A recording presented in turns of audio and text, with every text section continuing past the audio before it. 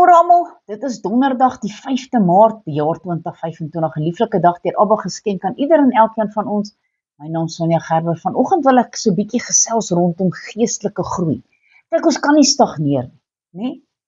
As jy kinders groot gemaak het, dan sal jy weet, as 'n baba kan hulle nie 'n mes en 'n vork hanteer nie, hulle kan nie 'n biefstuk eet nie, want hulle ou maagies sal dit nie kan hanteer nie. Hulle liggame is nog nie gereed daarvoor nie.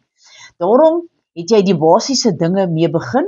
Baba het eers melk gedrink, daarna het jy vir hom sagte kossies gegee, het sy nou daar uit botteltjies uit, of jy het self maar die groente gekook, of hoe dit ook al mag sy. Uiteindelik het hulle groot geword en hulle het hulle eerste happie vaste kos gekry. Stel jou nou self voor, jy het 'n 7-jarige en hy drink nog steeds melk en hy eet ertjiepuree. Imagine dit, die arme ding. Ons kan eerder iets anders te vir hom gee om te eet. Jy sal mos dadelik nou weet dat alles nie pleis is nie, want hy het nog nie volwasse geword nie. Dit is hoe sommige van die Joodse Christene aan wie hierdie boek Hebreërs gerig is, steeds op geestelike vlak geleef het. Hulle het met die melk van die woord begin, maar hulle het nooit groot geword nie. Hulle het nie vaste kosse van volwasse geestelike waarhede leer ken nie. Die skrywer sê ook, want hulle, vanweë julle tyd behoort julle leraars te gewees het julle weer nodig dat 'n mens julle die eerste beginsels van die woorde van God moet leer, en julle het weer behoefte aan melk en nie aan vaste spys nie. En die gelowiges moes groot geword het, hulle moes volwasse word, want ons kan nie op babakos bly leef nie, ons moet vaste kosse begin eet. Maar ek wil Hebreërs 5, ek lees hier vanaf vers 12, en dan gaan ek Hebreërs 6 vers 1 tot 7. Want hoewel julle vanweë die tyd leraars behoort te wees, het julle weer nodig dat 'n mens julle die eerste beginsels van die woorde van God moet leer. En julle het weer behoefte aan melk en nie aan vaste spys nie, want elkeen wat melk gebruik is onervare in die woord van geregtigheid, omdat hy 'n kind is. Maar vaste spys is vir volwassenes, vir die wat geestelike vermoëns besit, deur die gewoonte geoefen om goed van kwaad te onderskei. Daarom moet ons nie bly by die beginsels van die prediking aangaande Christus nie, maar na die volmaaktheid voortgaan, sonder om weer die fondamente te lê van die bekering uit dooie werke en van die geloof in God, van die leer van die doop en van die handoplegging van die opstanding van die dode en van die ewige oordeel. En dit sal ons doen as God dit toelaat, want dit is onmoontlik om die wat eenmaal verlig geword het en die hemelse gawes gesmaak het en die Heilige Gees deelagtig geword het en die goeie woord van God gesmaak het en die kragte van die toekomstige wêreld en afvallig geword het. Is dit nie hartseer as julle dit sien nie?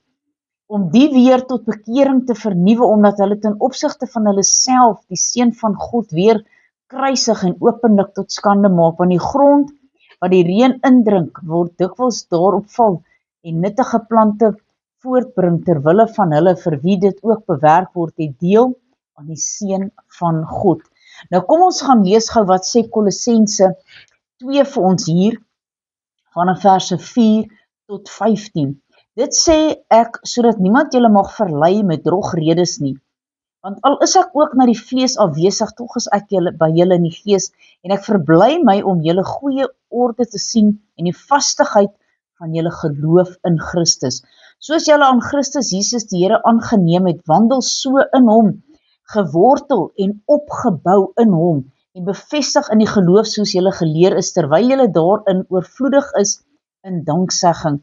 Pas op dat niemand julle as byt wegvoer deur die wysbegeertes en nietige misleiding nie, volgens die oorlewering van die mense, volgens die eerste beginsels van die wêreld, en nie volgens Christus nie, want in hom woon al die volheid van die Godheid liggaamlik, en julle het die volheid van hom, wat die hoof is van aller owerheid en mag, en wie julle ook besny is met die besnydenis wat nie met hande verrig word nie, deur die liggaam van die sondige vlees af te lê in die besnydenis van Christus, omdat julle saam hom begrawe is in die doop, waarin julle ook saam opgewek is deur die geloof in die werking van God, wat hom uit die dode opgewek het, en julle wat dood was deur die misdade en die onbesnedenheid van die vlees, het hy saam met hom lewend gemaak, deurdat hy julle in die misdade vergeef het, en julle die skuldbrief wat teen ons was, wat met sy insetting ons vyhandig was, uitgedelg en weggeruim het deur dit aan die kruis vas te naal,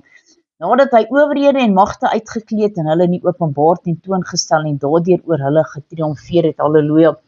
Kom ons bid saam. Almagtige God en Hemelse Vader, Here, mag ons opgroei in ons volwassenheid, om volwasse Christene te wees, nie weer terug te gaan na die eerste beginsels toe nie. Here, ons wil op vaste spys wees.